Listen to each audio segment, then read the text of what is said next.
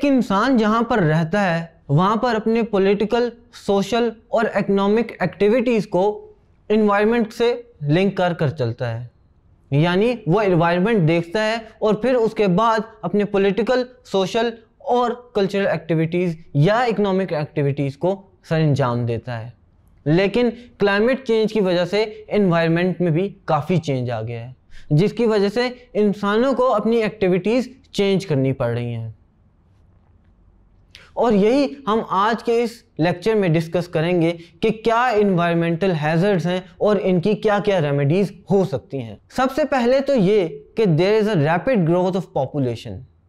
आबादी रोज़ाना के लिहाज से बढ़ती जा रही है, जिसकी वजह से सबसे पहला इशू जो आता है वो ये है कि फूड की कमी होती जाती है।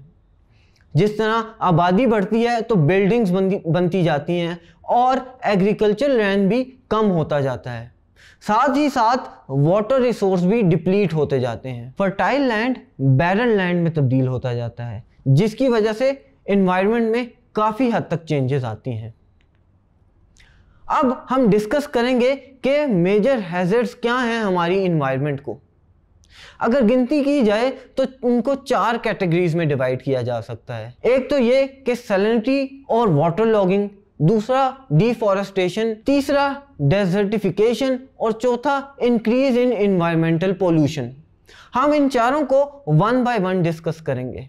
सबसे पहले हम देखते हैं कि सैलिनिटी और वाटर लॉगिंग का क्या इशू है। सैलिनिटी और वाटर लॉगिंग की वजह से पाकिस्तान का 20 मिलियन एकर्स का रकबा अफेक्टेड है। ना सिर्फ फर्टिलिटी ऑफ सॉइल पे भी ये इफेक्ट करता है, बल्कि डिजायरेबल यील्ड भी हासिल नहीं की जाती। जब सॉइल अफेक्टेड हो जाता है तो वहाँ से ना तो फर्टिलिटी निकलती है और ना ही डिजायरेबल यील्ड।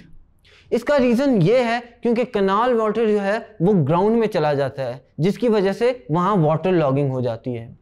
एक तो अनइवन फील्ड्स भी हैं, ऊपर से ओल्ड ट्रेडिशनल मेथड्स इस्तेमाल किए जाते हैं, जिसकी वजह से ये इशू आता है। यहाँ पर गवर्नमेंट स्टेप्स तो ले रही है, लेकिन फार्मर्स को भी चाहिए कि वो अपनी तरफ से कुछ ना कुछ इकदाम करें। दूसरा रीज़न है डिफॉरेस्टेशन। रिपोर्ट के मुताबिक 20 to 25% of the area of a country should be forest. Unfortunately Pakistan में सिर्फ और सिर्फ ये एरिया 5% है और ये इसके बाद से इंक्रीज भी नहीं किया गया, जिसकी वजह से बहुत ज़्यादा डिफॉरेस्टेशन होती जा रही है।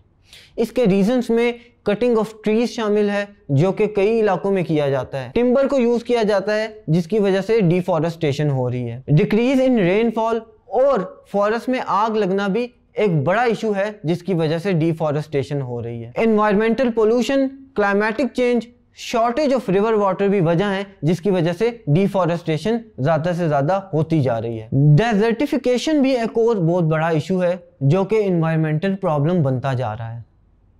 हमारा अक्सर फर्टाइल लैंड डेजर्ट में तब्दील होता जा रहा है। गो के खुदा ने पाकिस्तान को काफ़ी फर्टाइल लैंड से नवाजा है, लेकिन पाकिस्तान का अक्सर फर्टाइल लैंड डेजर्ट में तब्दील होता जा रहा है।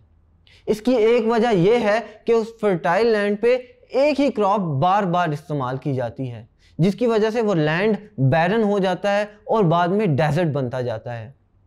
इसकी एक वजह यह भी है कि poor traditional method of irrigation use किया जाता है, जिसकी वजह से डेजर्टिफिकेशन शुरू हो जाती है। जब फॉरेस्ट के लैंड को यूज किया जाएगा और बिल्डिंग्स बनाई जाएंगी तो लाजमी बात है कि नेचुरल लैंड सफ़र करेगा और बैरन ज़मीन बनती जाएगी, जो कि बाद में डेजर्ट बन जाती है।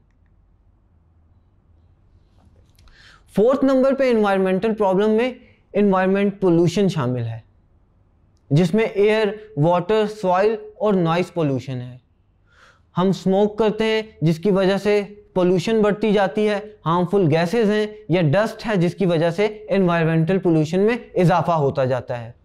अगर हम वाटर की बात करें तो पोल्यूटेड वाटर है, केमिकल फर्टिलाइज़र हैं जो कि केमिकल इंडस्ट्रीज़ में इस्तेमाल होते हैं, जिसकी वजह से एनवायरमेंटल पोल्यूशन में बहुत ज़्यादा इजाफा होता है। सॉइल पोल्यूशन भी है और उसके अलावा नॉइस पोल्यूशन भी है, या जो हम शोर मचाते हैं या गाड़ियों के हॉर्न्स हैं या और कोई नॉइस है, जिसकी वजह से एनवायरमेंटल पोल्यूशन में बहुत ज़्यादा इजाफा हो रहा है।